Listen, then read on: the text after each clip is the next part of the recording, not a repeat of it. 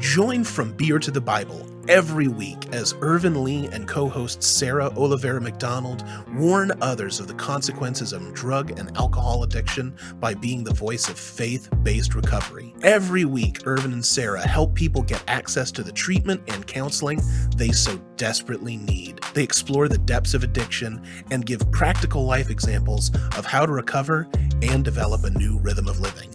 The show is gritty, authentic, and simply raw while being rooted in the love, faith, and hope of God. Welcome to From Beer to the Bible. Hi, my name is Sarah McDonald. I am your co-host for From Beer to the Bible. We have a very special guest today, Chris McMullen. Say hi, Chris. Hey, everyone. Hi, Chris. And as always, we have our lovely host, Ervein. Happy to see you, Sarah. Happy belated birthday as well. Thank you. Before we get started, please like, share, and subscribe at FromBeerToTheBible.com.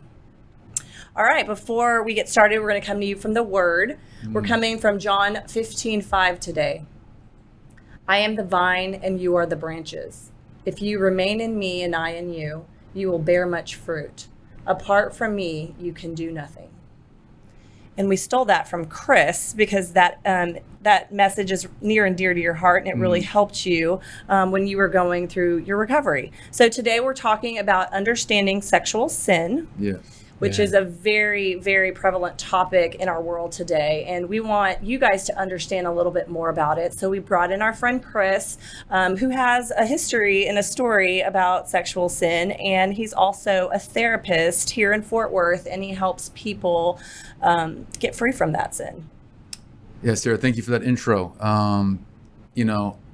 It's near and dear to my heart because of reading in high school, Every Man's Battle felt like to me that wasn't enough. Not that there's not those that have been helped by it, but it just felt like there was a pivotal moment for me to realize that there's more out there that other men need. And it's for some, Every Man's Battle is good. Yeah. But then for others, like me, there was more than I needed. And it really started me, from that time in high school till now, continuing looking for things or creating things that help people, really navigate this world of recovery, with sexual sin for the church. Yeah.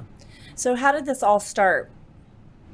Give us a little bit of background. Give us a little bit of a timeline of, you grew up in the church. Yeah, I grew up in the church. I went to the Methodist church until I was in sixth grade, and then moved to a Baptist church in sixth grade, and just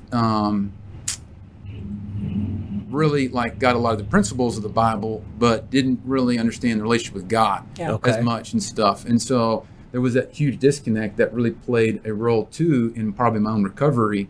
I'm understanding that later on because it for me was divorced from understanding that intimacy with God. Yeah. Early on, because it was either God to save me, I want a Saul to Paul moment and versus partnering with God and in relationship and then moving together with him, where he's calling me and then I'm responding. Yeah. Yeah. So did this start in high school? It actually started, I was first exposed to it in fifth grade. Can you tell us a little bit about that?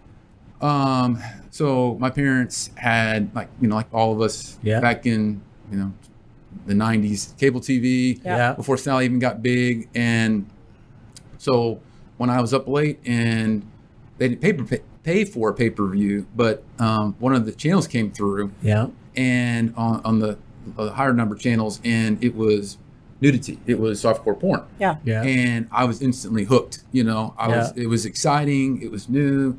It was forbidden, because of church.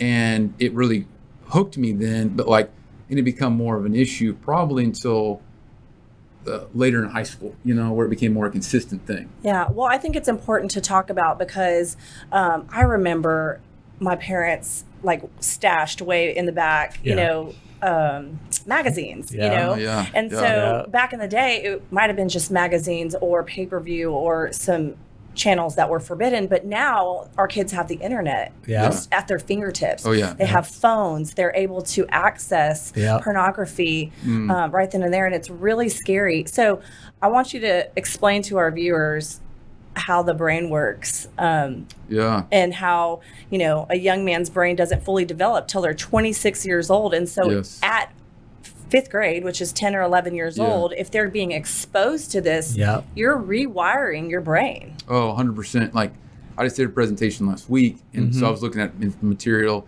and kids as young as 8 years old are now being exposed to porn. So 2 years before even I was. And so the volume of like online porn is so much more than even just dial-up or magazines. And so there's so much amounts of porn available now.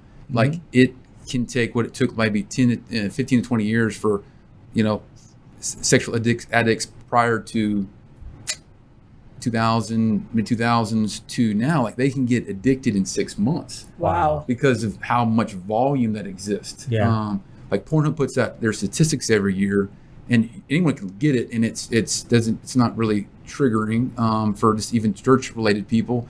And they talk about every year the number ups from like the amount of volume that exists. Like, I think if you watch all the porn that existed currently, I think it goes back to the 1700s right now. Wow. That's absolutely amazing. Can you talk about how long does it take for one on average to get hooked, and then how do they realize and know, like, I have a problem? It depends upon like how long it takes to get hooked. Depends on like frequency and amount. It doesn't mean it's not any less addicting, but if it's once a week, once a month, still it's exciting, it's arousing and stuff. But the more you do it, the more you begin to realize, it's starting to occupy or affect my relationships, affect my closeness to God, or to myself. I'm feeling like depressed, or withdrawn. And so sometimes it's for those that are more, and I'm not saying this in it like I hope this, but like people that are more committed to something, they recognize the effects sooner versus someone that's kind of dabbling in it, where like, it's not that bad. And everything. And so it's harder to convince them, this is not good, I can stop anytime, But like someone that's like committed to it, they start to see the effects on their life, and they go, oh, this is not good, and everything. And so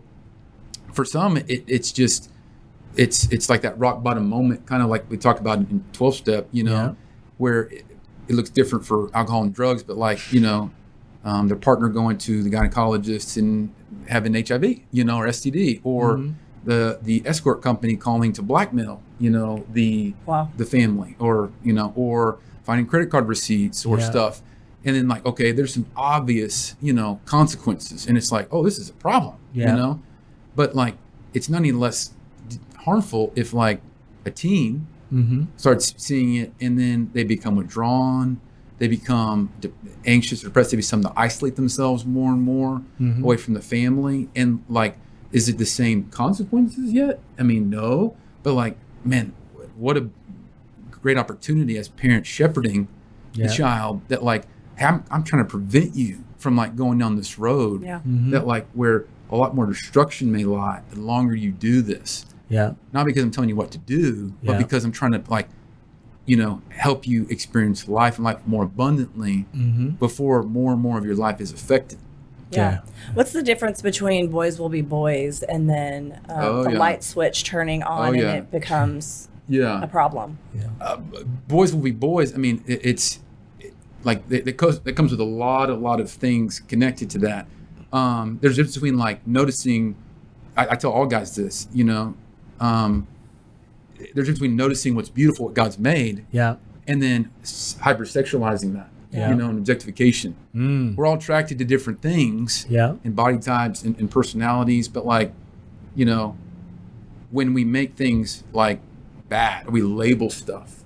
God made all things good, He brought heaven to earth, and everything. So like, all the fruits of the Spirit, Jesus exemplified, and like, he redeemed all things. And like, so when we label things good or bad, or that's too much, or boys will be boys, versus like talking about like what it means to honor, women, what it means to like appreciate women, what it means to like, I often like when I talk to boys or teenagers or is discussing what that looks like and what that means, because yes, there is some truth to it. Like guys are going to notice that because we are driven visually. Yeah. But that there's a difference when it goes too far, and then they don't know when, they're going into different, habits or starting pathways in their brain that affects more, than just, oh, this is just what normal guys do, and everything. That there's a greater impact on them and stuff until they realize it's too late. Yeah. So. And then over time, like you talk about, one of your other questions, Sarah, is like what it does to the brain is that it creates these neural pathways. The longer you do it, the more it becomes attached to different things. And then in the beginning, it's just exciting. Then it becomes attached to like your feelings. Then it becomes attached to your identity. Yeah. Then it becomes attached to like God. And so like you weave this neural pathway and it becomes like the triggers aren't just like sexual stimuli out and about or seeing an ad on your phone through Facebook or Instagram or a friend wears something. It becomes connected to everything that you are. And so like, you're talking about, the brain, then, well, why can't I stop? Yeah. Yeah. Well, how long have you been doing it? Yeah. How many hours have you put in? Yeah. Because what you've practiced in your brain is that you've rewarded it and you've escaped from those bad feelings, being rejected, feeling that you're not good enough, feeling that like no one wants you. And so this is your out. Like, I don't have to trust anybody. Yeah. I don't have to depend on anyone, I can take care of myself. Yeah. I don't have to be vulnerable with anyone, And so then it rewards itself, and then you become stuck, and then like, I'm too far down this rabbit hole. Yeah. Yeah. And like, I don't know the path out now, because my shame increases, people think, something's wrong with me. Yeah. I'm sick, So, like we associate all these like labels, sometimes even not something that we've ever heard from our family, but just something we've internalized from someone else that we've overheard. Yeah. And then like that becomes self-fulfilling, and we just pull farther and farther away from other people, our friends, God, and like where we're just all alone. Yeah. And how then, does one get out of the hole that they're in? And then also, once you get out of that hole, how do you put the guardrails in place, the blinders, so that you don't fall back into that hole? Yeah. In the beginning, like that's the big part is like in 12-step, they have the 12 steps you have, but like you need structure because there's been no boundaries before, And so going to 12-step, a lot of people have different opinions of it. Like I think about it not just from the practice of like what it promotes, but like it promotes intimacy. Yeah. And which a lot of them don't have, miss out on, or they have the connection, the community. And it's not just, well, 12 didn't work for me, but like what other designation where you have an opportunity to be vulnerable around the topic where everyone, has, a shared story. Yeah. And then I can come and like ask for help and get help, apart from the 12 steps. Yeah. And so like in the beginning, like I really try to, I don't tell them you must do this, but I'm like, man, you're going to need this, because this helps you like in different ways, intimacy being one of them, healthy intimacy, to create like things that like you can turn to that are not just like, even if it's not direct back to sexual behavior, just of like isolation and withdrawal. Yeah. Like, so, and then like I also work with them on like identifying the things they don't want to do, and then creating even more boundaries than that, like identifying like in SAA, they have the 3 circles activities and stuff, and which we also use in sex addiction work, and kind of like building out, like we don't want to just like stop at like where the cliff is and go, oh no, I don't want to go down there. I don't want to do those things.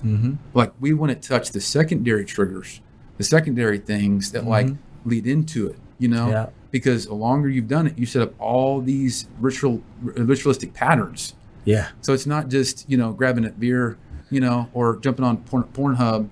Like, you've been practicing other things that lead up to that. Yeah. Yeah, that's something I kind of wanted to talk about a little bit more, because a lot of our viewers are in the church, and a lot of times the church says it's sin, it's not a disease. Yeah. Can you talk a little bit about the disease of sexual sin? Yeah, disease, like I think about it like in terms of like learning, like, you do have a dopamine hit in your brain. Yeah. And like, so the more that you follow that pathway, the more diseased you get. So in James, when it talks about, lust gives birth to sin, sin gives birth to death. A lot of people, myself included, I thought death was just, I'd be cut off from like, people, gotta be disappointed with me. But like, death is emotionally, it is spiritually, it is mentally, it is, relationally. In your body. In your body. Yeah. And so like the disease and stuff is that like, like cancer, as it spreads, it affects more and more. Right. Yeah. It affects more and more functioning unless it's treated, And so the disease like blossoms and starts to it may just be on the surface in the beginning, but the longer it sits there, the more sick the parts of the body become. Yes. Your emotional health, your mental, all those other things, until then you're at the point where like you're far down this road, and like, if you don't see it, like, if you don't like the word disease, like the ramification of full-blown death, just change the word, because it's still the same. Like, we don't always know that cancer is there until something else happens that pops up, or we find it some weird way when we're going for a checkup. But like, the same thing is that like, if we don't think of it like in terms of either disease or something else, like we won't treat it like something that needs to be addressed. Right. Because then we just let it go. Yeah, I see a large number of men not seeking treatment, whether that be in the church or outside of the church.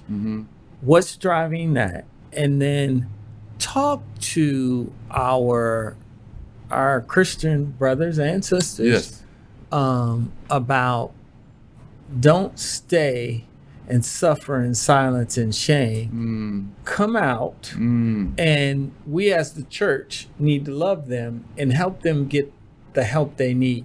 And sometimes all the help that one in these addiction need is not in the self-contained unit of the church. But there are brothers and sisters like you who love the Lord who can help. Like I think it's the practical, that we need,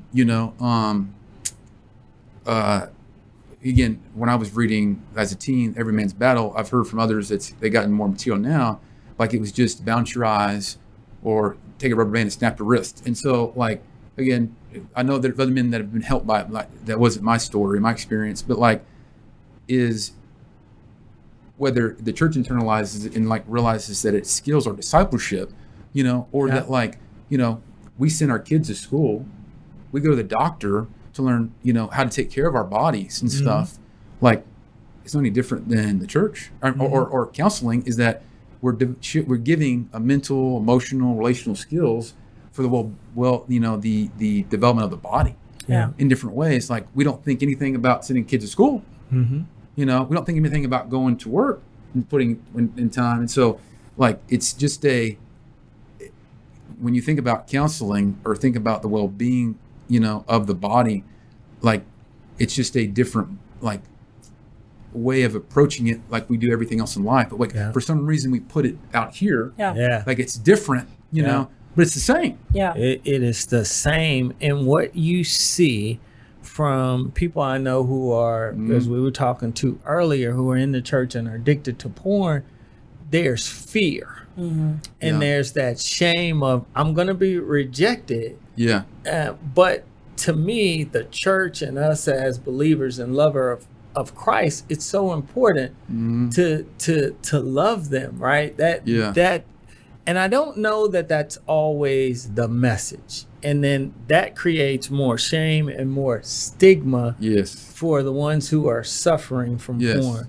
And I also want to bring this out because I was reading some stuff. I used to think of porn as just a male problem. adult male problem. Can you talk about how it has expanded not only to women, but also we touched on the children, but talk about women in porn now? Yeah, 30 to 40% of women are now regularly viewing it because it's been normalized. Like, they want to know what their partner is seeing and stuff. They want to spice up their relationship. They want to do, something. And so, but like, you're carrying your own issues into that, that also can, attach to using porn, and then you create your own problems where you think that, like, being called names, being spit on, being like objectified or like used is something that you should accept. Yeah, right. Exactly. And that you're just I say the same thing in like counseling, is that like you just become a orifice to experience pleasure through, and like you're not a person. Yeah. And like how dehumanizing, like if we're trying to normalize porn as like a culturally as a freedom of expression or whatever, but like we're working towards like growth and like trying to like work on racism or working on like loving people where they're at, like that goes against all of that, that goes backwards, and so with women, like their worth, there has to be defined by what their partner is watching, or like it's going to spice up our relationship. It's doing the opposite. Yeah. It's disconnecting. Yep. It's disconnecting, and ultimately what you see is that it destroys the relationship. Yeah. It destroys the intimacy. Your spouse is never going to live up to what they're seeing. Yeah. And like you said, there's different people like different things. So a husband and a wife could like two different things, and they kind of go off on their own path, and then they're never going to be connected again. Yeah. Oh yeah. Yeah. And it may not get to the place of like sexual addictive behavior, but it may just become like where like there's no attachment in porn. There's no emotional connection to the majority of porn. And that's not how God intended it. Yeah. So they may not get to the place where like, well, I don't like, what we're doing, I'm gonna just, use porn to masturbate or whatever, or just self-pleasure. But like I'm just gonna disconnect and not be here in a moment with you, and I don't feel like we're close anymore. Yeah. We're just bodies, going through the motions. Yeah. And this is the other pushback I get when you start talking about porn and sex addiction. Well, if I'm not physically committing the act with another person, then I'm not addicted, and really there's no consequence because I'm really not cheating on my spouse. Yeah. Address that. Yeah. Emotional intimacy. Yeah. Like, okay, we think as Americans, I think that we're, it's less so like we want to compartmentalize like our work life, our home life, our church life. And like God never intended that. Like we're one and the same. That's good. And so like when you start to say, well, it's not physical cheating. It's not like I'm stepping out of my marriage, but like you are disconnecting from your body. You can't be fully present with your partner, your kids, because you're training yourself. Like all of life is behaviors and skills and learning and reinforcing. So like you're training yourself at the minimal to just disconnect, So like you can't hear what God's saying over time. You can't hear you can't really connect to your partner, because if you're ignoring your own emotions and you're using porn to like remedy, or other sexual behaviors to remedy what you don't like, then like how can you really connect and emote to your partner? Like there is an effect there. You can't, it's not, oh no, this is over here that stays over here. It's teaching you something. Yeah. Yeah.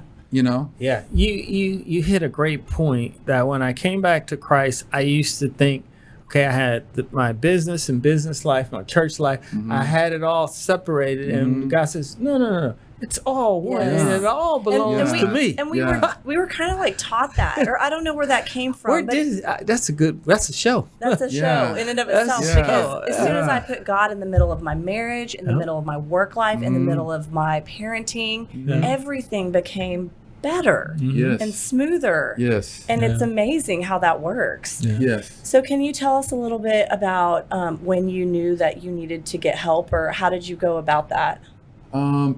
Really, like other than reading that book in high school. And what made you read the book? I realized that like there was a lot of shame I was carrying and stuff, and it was like one of the only resources that I knew, because everyone other than Promise Keepers, they kind of, I knew about it, but I don't know if I was old enough to go. Mm-hmm. And so I only knew about that because it was a big thing in the 90s. And so I read that and then got into college, and I don't think I was aware of the resources that existed out there. And so I think, I got in, I was in a Christian fraternity and I had some accountability, but like it was all like the blind leading the blind, Yeah. It was like there was earnestness there, and so it was.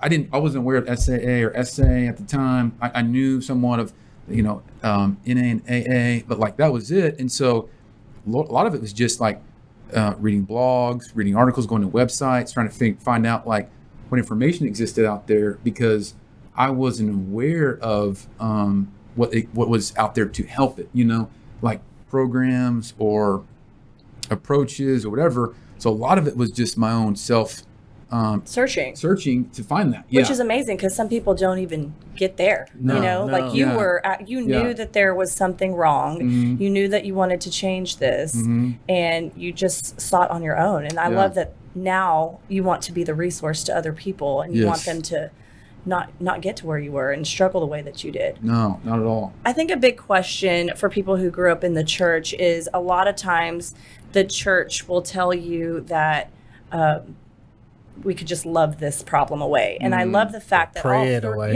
Pray it away. And we talk about this on the show a lot because Ervein and I are both in recovery from alcohol, and we work 12-step programs, and you in SAA work a 12-step program. What is the importance of a 12-step program alongside of the church and the Bible, and how has that together taken you, to new heights? Real quick about SA, I never got into them because I didn't know. So all of mine was like what I either learned from reading or some counseling I did and stuff. Mm-hmm. And then, getting in real accountability through like church groups. That's where it came from. I didn't know of SAA as much until I started going through my training with becoming a CSAT. Got it. So I think that like, in the beginning of like recovery for people, like behaviors are a big part of it, because you have to have something in boundaries to define where recovery goes. Yeah. And then the more you're in it, it begins defined by like, your higher power, but more importantly, like, for Christians, like Jesus, and then like how it affects you emotionally and relationally and mentally. And so like, I think that you need 12-step unless you already have like a network of people, friends, family that you already lean on that are there, because otherwise like it's hard to create that from scratch and stuff and everything, because again, minimally, like even if you're not, for some all bought in, like, they've heard different things about 12-step, is that, man, but like it already exists. You don't have to create anything, you can get there. And I know that there's gonna be vulnerability, and different groups have different success depending upon how strictly they adhere to the 12 steps. But like, at minimal, you have something that where people are sharing and connecting and being vulnerable around an issue that you're struggling with. Yep. Yeah. And like, we need that, in the beginning to feel like I'm not alone, in this, I'm here. I'm with you. Absolutely. I think that is a great point. And we've got a few minutes left, so we want you to close this out. But I want to ask you, as any man out there right now suffering from porn and sex addiction, what would you say to them to, one, encourage them, and then two, to seek help? You're not too far gone. You're, no matter where, if you've just started watching it and it's a weekly or monthly thing, or if like you're in the throes of it and it's like you can't stop, you feel like you keep calling the escort company, you keep going to your affair partner's house, you keep like watching porn on company time, is that you're never too far gone. Yeah. Is that like there are people out there that are willing to walk alongside you in your journey and stuff, and willing to get into the dirtiness of like the struggle, and like are not gonna like leave you, because I think that's the biggest thing, is that, for them, is that if I relapse or mess up, will you still be there? Yeah. Will you still love me? Will you still, support me? Yeah. It's part of it. It's part of growth. Yeah. And everything is that I don't expect you to get it perfect, because if you haven't worked hard, you've never addressed yourself in recovery, you've never started working on some of these things and stuff, I expect people to do as well as the skills they have. Yeah. So if they don't have good coping skills, good emotional skills, good understanding who they are as a person, understanding who God is, knowing how to connect to other people, I get it that it's a part of being a more full person, a whole person and everything, is that you're not alone and you're not deficient because you don't know how to do that. Yeah. And God wants to partner with you, and it's to set you free. Yes. Not just from the behaviors, but set you, because that's just misery living on earth, Yeah. But set you free to live life more abundantly. Absolutely. In all those areas, I already mentioned, is that is it a struggle? For sure. But there are others there that, whether it be 12-step or counselors or whatever, that can walk you out of this. And I think I think it's important to say that no one sin is better or worse than the other. Yeah. It's what God put into your life. It's the thorn he put in your side because that was what was going to make you change. Yes. And you seek him. Yes. So, addiction from alcohol, drugs, sex addiction, it's not a medal of honor. There's nothing bad or good about any of it. It's the Lord calling you to seek him. Yes. That's a great way to close us out. And before we do, Chris, how can they contact you if they need help? So people can go to the website, anewcounselingdfw.com, and set up a 15-minute free consultation with my intake coordinator, or you can call at 817-442-6818. And either way, if you're ready to get started now, we can set you up with one of our counselors, or if you just want to check us out and kind of figure out if we're a good fit, a 15-minute consultation is a good way of doing that as a first step too. So either way, it's a way to get started. And a new counseling is not just for people suffering with sexual sin; it's also for the spouses. Mm-hmm. So I think that's I think that's a very good resource for if your partner is still out there struggling, you can get some help. Yeah, and I think that it's good to note that it's not just the person that's struggling with sexual behavior. It's also the partner, because they're the one that's been suffering, hoping something would change, or not knowing something was wrong. That's a good point. And it's not just forgiveness. I've seen plenty of women that forgiven, but they're still suffering with the hurt that they've been carrying from it and stuff, or at least the behaviors and the reactions to feeling neglected for years, or mostly disconnected and stuff. Feel it was their fault, or something was wrong with their body, and forgiveness does help, you release your partner, it doesn't release you. Yeah. So it's just as important sometimes for partners to get help as it is the person engaging in the sexual, addiction. As we close today, I want to speak to our audience and all those who are suffering from sex addiction and porn addiction. We want you to know there is no shame. God has really put this on our heart. We primarily, as you know, we talk about drug and alcohol addiction. But as Sarah said so eloquently earlier, is that these are things that sometimes draw us closer to the Lord. But we wanted to let you guys know there are resources like Chris and his team that could help you. And there is no shame in asking for help that the Lord has clearly provided for you. We love you, and please tune in next week because we'll have more with Chris. God bless you. Thank you for tuning in to this week's From Beer to the Bible. Make sure to tune in next week when Ervein and Sarah gift you with even more addiction recovery information. Make sure to like, share, and subscribe. You can find us on YouTube, Facebook, Twitter, and Instagram. And remember, we're always there for you.